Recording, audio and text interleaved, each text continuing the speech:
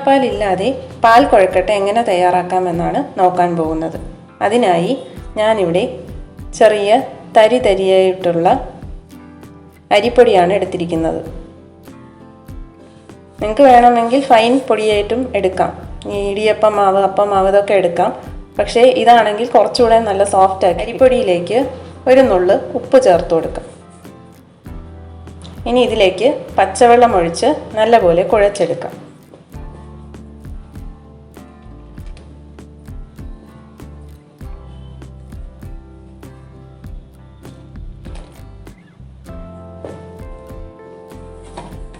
ഈ ഒരു പരുവത്തിൽ കുഴച്ചെടുക്കണം. ശരിക്കും പറഞ്ഞാൽ നമ്മുടെ ചപ്പാത്തി മാവിനൊക്കെ കുഴക്കില്ലേ, അതുപോലെ. ഇത് പച്ചവെള്ളത്തിലാണ് കുഴക്കുന്നതെന്ന് മാത്രം.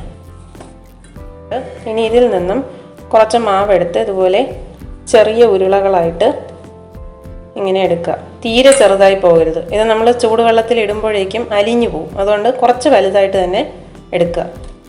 ഇതുപോലെ മാവ് അത്രയും നമ്മൾ എന്ത് ചെയ്യണം, ഉരുളകളാക്കി മാറ്റണം.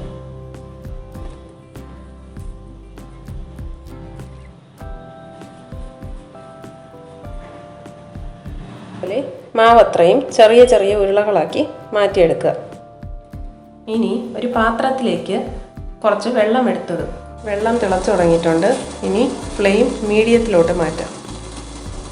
ഇനി ഇതിലേക്ക് നമ്മൾ റെഡിയാക്കി വെച്ചിട്ടുള്ള ഉരുളകൾ ഓരോന്നായിട്ട് ഇട്ട് കൊടുക്കാം. ഇട്ട ഉടനെ ഇളക്കി കൊടുക്കരുത്, ഉരുളകളെല്ലാം അലിഞ്ഞു പോകും.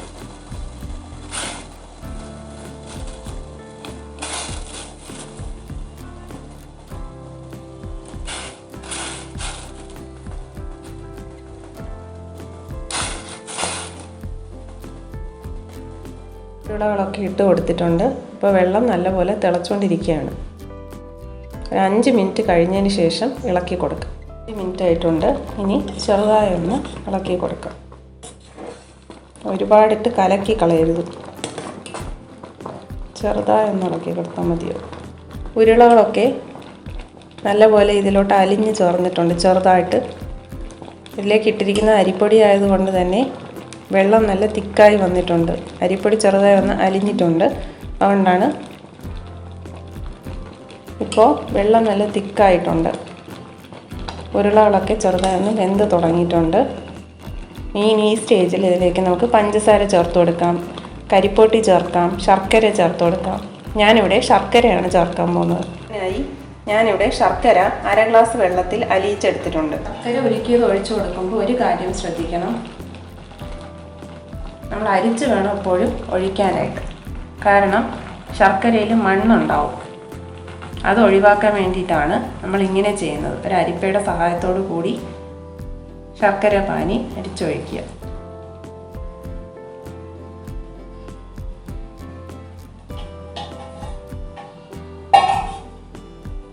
എന്നിട്ട് ചെറുതായി ഒന്ന് ഇളക്കി കൊടുക്കാം.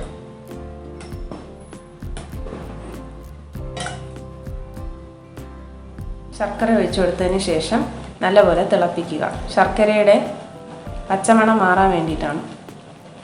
ഒരുപാട് മധുരം ഇഷ്ടപ്പെടുന്നവരാണെങ്കിൽ കുറച്ചുകൂടെ ശർക്കര ചേർത്ത് കൊടുക്കാവുന്നതാണ്. ഇനി ഉരുളകൾ വെന്തോന്ന് നോക്കാം. ഒരു ഉരുള എടുത്ത് ചെറുതായിട്ട് വെന്തോന്ന് നോക്കാം. ഉരുളകളൊക്കെ നല്ലപോലെ വെന്ത് വന്നിട്ടുണ്ട്.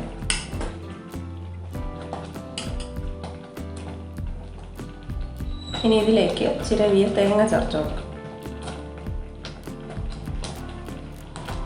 തേങ്ങ ചേർത്ത് കൊടുത്ത ശേഷം ചെറുതായിട്ടൊന്ന് ഇളക്കി കൊടുക്കാം. ഇതിലേക്ക് ചേർത്ത് കൊടുത്ത തേങ്ങയും നല്ലപോലെ വെന്ത് വന്നിട്ടുണ്ട്. ഇനി നമുക്ക് ഫ്ലെയിം ഓഫ് ചെയ്യാം.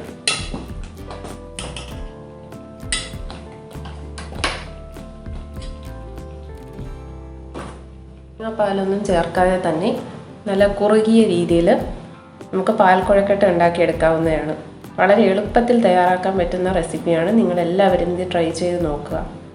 ഇത് ട്രൈ ചെയ്ത് നോക്കിയിട്ട് നിങ്ങളുടെ അഭിപ്രായങ്ങൾ കമൻറ്റ് ബോക്സിൽ അറിയിക്കുക.